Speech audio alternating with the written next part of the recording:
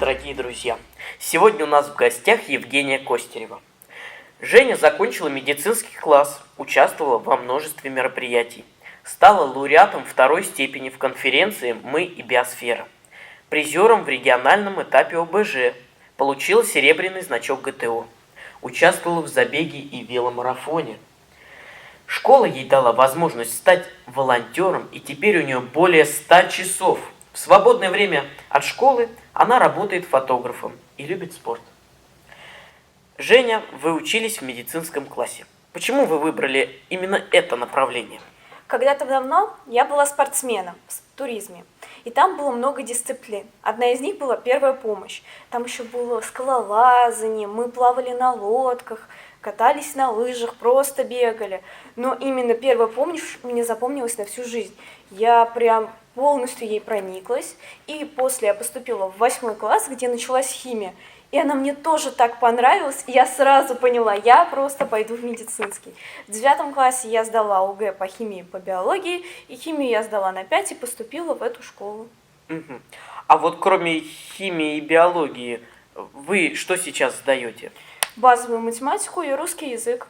Помогли вам занятия в школе сдать экзамены? Да, я очень благодарна консультациям, особенно с Юлией Викторовной. Мы разобрали все необходимые реакции, и я просто полностью готова шла на ЕГЭ. Какую оценку вы поставили себе как ученику общую? 3 или 4, потому что с физикой мне тяжело. Мне прям максимально она мне почему-то не дается. Но я рада, что я иду именно в медицинский, и в будущем, хоть у меня и будет физика, не так много. Не буду в нее прям сильно углубляться. Думаю, я с этим справлюсь. Удачи! Что было самым сложным, с чем вы столкнулись в школе, и как вы с этим справились? Когда я поступила сюда, в 10 классе, вот первый месяц, сентябрь, было очень тяжело, потому что я никого не знаю, новые учителя, новый формат обучения, вообще весь этот новый корпус, 5 этажей, все без лифта, все ходить, все разбираться надо. Я терялась в этом корпусе, не понимала вообще, что происходит. Но мне очень повезло именно с моими одноклассниками. Впервые у меня такой дружный класс, что я могу к любому подойти, заговорить. И меня доводили до этого класса, со мной сидели, мне все объясняли, поэтому я рада, что я справилась. По-вашему, каким качеством должен обладать учитель? Конечно, это стрессоустойчивость, чтобы не убить кого-то даже случайно. Вот.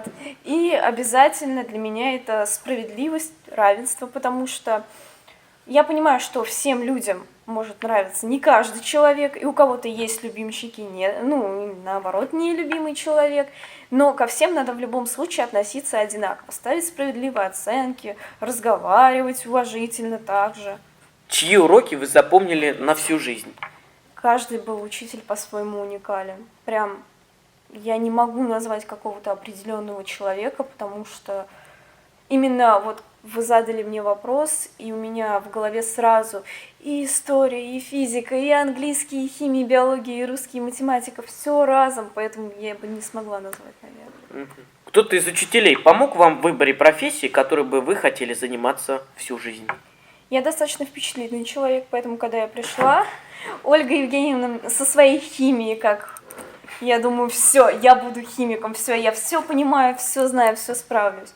Потом у нас началось вот ОБЖ, первая помощь, и я поняла, все, хочу быть хирургом всяких вот катастроф.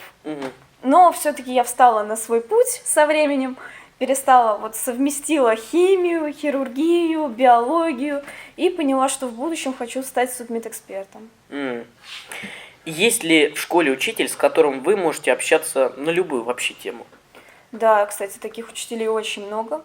Татьяна Вячеславовна, мы вместе бежали забег, мы обе любим спорт. Вот. Альбина Владимировна всегда ждала нас в своем кабинете, чтобы обсудить вообще, что происходит в этом мире. И учительница математики. Вообще тоже очень приятно с ней поговорить, что она может и подготовить и к профилю, и к базе, и объяснить и сложную тему простыми словами, и простую тему сложными словами. Вот. Какое событие за 11 лет обучения в школе было самым интересным или самым смешным? День рока, конечно. Мы пришли, мне поставили вот такие шипы, я в рваных колготках, вот в юбке, такой всей футболке тоже рваный, в этом плаще, с гитарой, у меня там эти наклейки Цоя, Король и Шут. Вот мы все вместе фоткались, ходили. 5 человек нас в гриме вот в таком было, как кис, вот эти все, мы под них старались косить. А какое самое вкусное блюдо в школьной столовой? Паста Альфредо, 100%. Нужно что-то изменить в нашей школе? Пасту Альфредо нужно давать, мне кажется, если не каждый день, то хотя бы каждые 2 дня. Потому что она сразу заканчивается. То есть ты не можешь подойти, ни добавки взять, ничего. Все всегда ее съедят.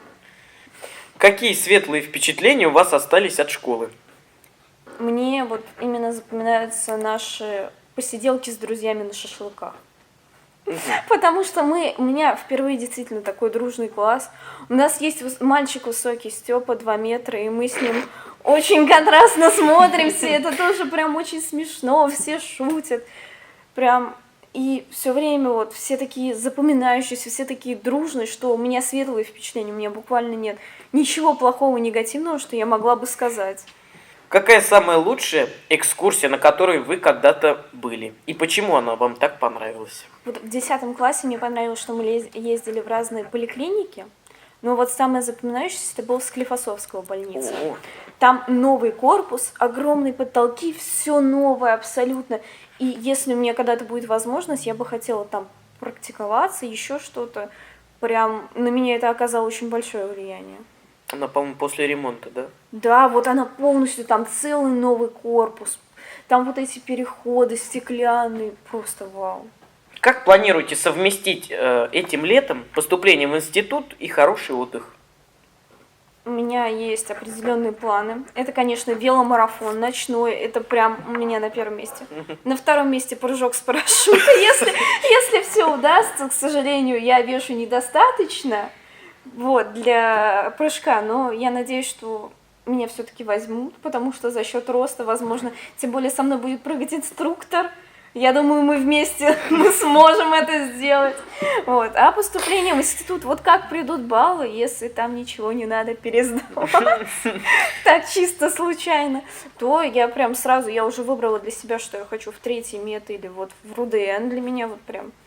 Я была в 3-й меди в РУДНе на открытых дверях, и вот вузы мне очень хорошо эти запомнились.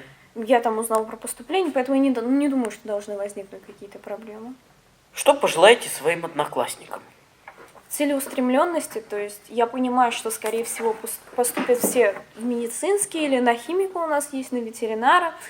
Но вот мне кажется, главное это доучиться, потому что я понимаю, что 6 лет курсов, а потом 2 года практики, 8 лет на учебу, и ты врач общей практики. И что еще после этого что-то нужно делать, это действительно прям очень тяжело. Поэтому я бы хотела, чтобы все мои одноклассники, даже если они понимают, что это не их, они пришли, чтобы они просто ушли, не тратили свои 8 лет на это все. А вот те, кто поняли, что это дело их жизни, то они взяли и дошли до конца. Не бросили где-то на 3-м курсе, поняли, что я так больше не могу справляться с этим, а взяли себя в руки и пошли дальше, несмотря ни на что, просто. Целеустремленность. Да. Родителям выпускников? Побольше денег. Побольше денег, потому что действительно учеба в медицинском очень дорогая, очень дорогие учебники. А что же пожелаешь учителям? Учителям вообще у них есть все. Вот на данный момент, мне кажется, они обладают всеми качествами. Побольше, наверное, терпения, мне кажется, потому что оно со временем заканчивается. Ну, я не хотела бы сказать слово «поспокойнее», потому что они и так достаточно спокойны. А именно попроще ко всему относиться, что не вот это ЕГЭ, как так? Не волноваться. Да, просто по-спокойному. Все сдадут на свои баллы. Каждый получит то, что ему надо. Кто сдал, наверное, на маленький балл, понимает, что ему, значит, туда ему не надо, значит, ему надо куда-то в другую. Вот, им судьба дала понять, что не надо тебе туда. Ну, хорошо. О других мы поговорили. А что же пожелаешь себе? Наверное, поменьше злиться на всех, поменьше злиться на себя, что получаю там, Для меня мое количество баллов, которые я сейчас получила, не удовлетворительно, потому что я считаю, что я могла получить больше.